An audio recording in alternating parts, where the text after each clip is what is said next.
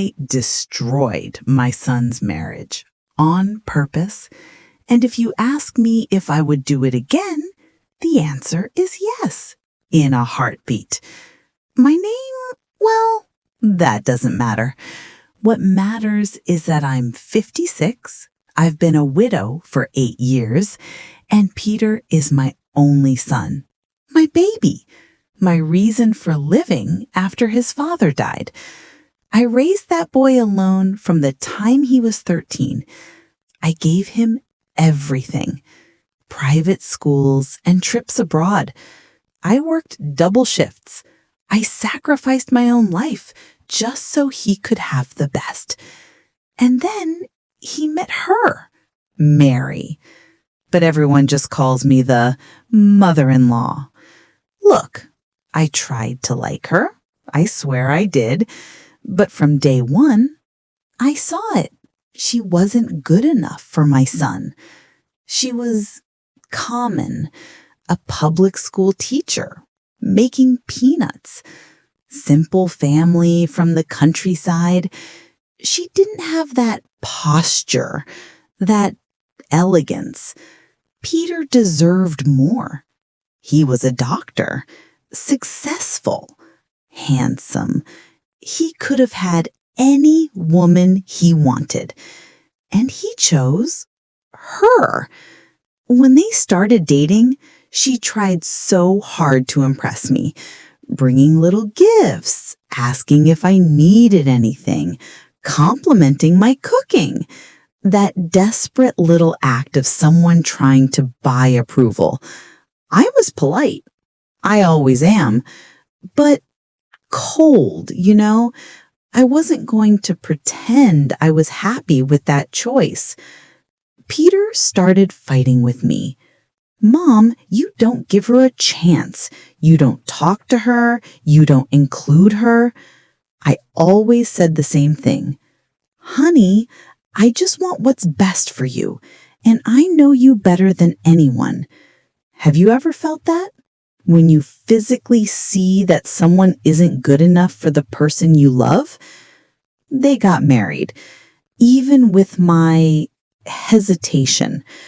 I didn't say I was against it, but I didn't help with anything either. I didn't give money, I didn't help pick the dress, didn't go to the tastings. On the wedding day, I wore black. I'm still mourning his father, I explained. But everyone got the message. At the reception, when they asked for a speech, I said, I just wish my son happiness and that he makes decisions he won't regret. Mary heard it. I saw her swallow her tears. They moved in together, into a tiny apartment, a shoebox. It's what we can afford for now, Peter said. I offered money for something better, but Mary refused. We want to build this on our own.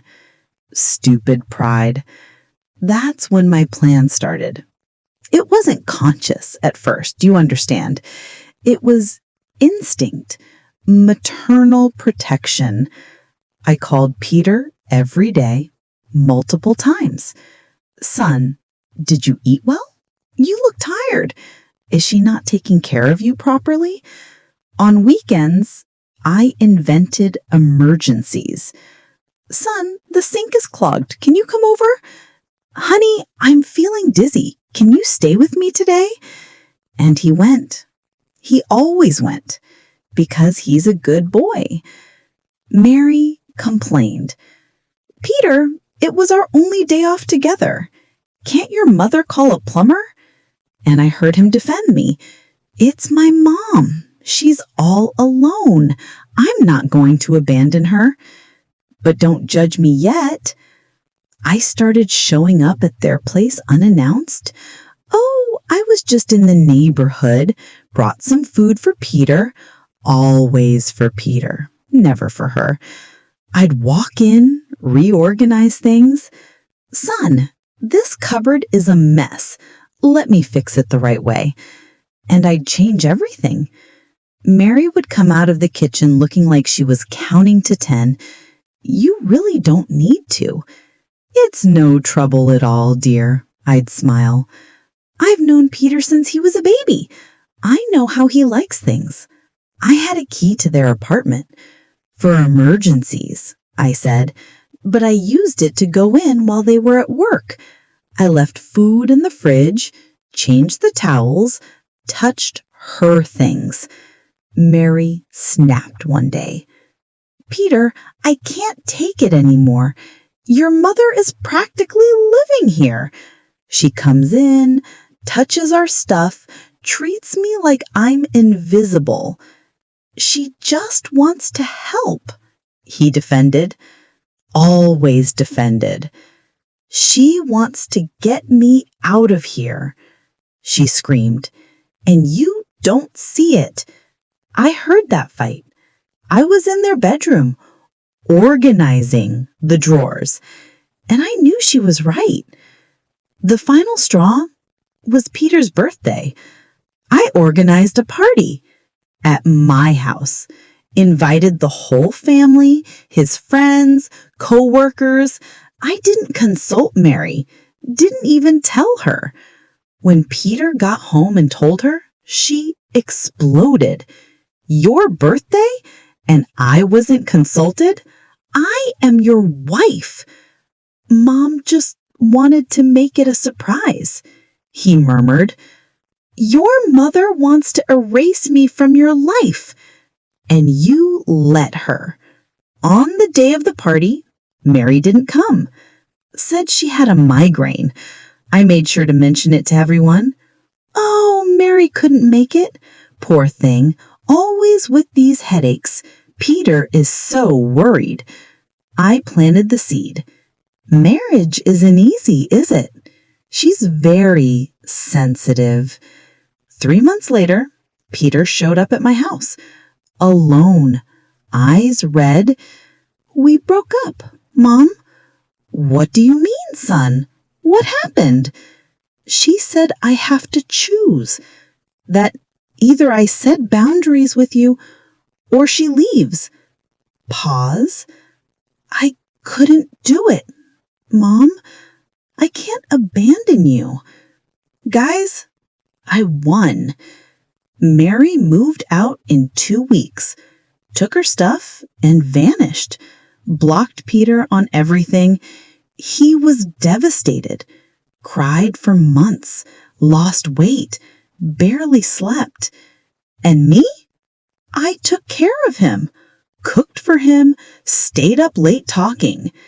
Son, if she really loved you, she wouldn't have abandoned you. A real wife stays. He believed it. 6 months later, the whole family was making comments. Good thing he got rid of her. She was trouble, right? I never confirmed it. I just gave that sad smile. I just wanted my son to be happy. Peter moved back in with me just until I get back on my feet, he said. It's been 2 years. He's dating again. A new girl, 23 years old, med student, cute, submissive. She comes over, laughs at my jokes. She understands the dynamic. She knows her place. Did I destroy my son's marriage? I did. Consciously? Absolutely. Do I regret it? No, because look, that girl wasn't strong enough for him. If she really loved him, she would have fought harder. She would have endured. Mothers know what's best for their children. They always have. They always will. Is Peter happy now? I don't know, but he is safe. He's with me, and in the end, that's what matters. People will judge me. They'll say I'm toxic, controlling, a narcissist. Let them say it. But when you raise a child alone, when you give up your entire life for him, you have the right to protect that investment. And if I had to remove a piece that didn't fit, then so be it. Moral of the story? Don't marry a widow's son. We don't share. We've been alone for too long to give up now. Oh, and for the record, I know exactly what I am, and I'm at peace with it. Because in the end, my son is here, with me, where he was always meant to be. Subscribe to The Confessional. Comment below if you've ever had a mother-in-law from hell, or if you are the mother-in-law from hell. Submit your confession in the bio link. Dysfunctional family stories are the best content. Next week, I faked a pregnancy to keep my boyfriend. It went horribly wrong. See you then, and remember, a mother's love is unconditional, but it is also ruthless.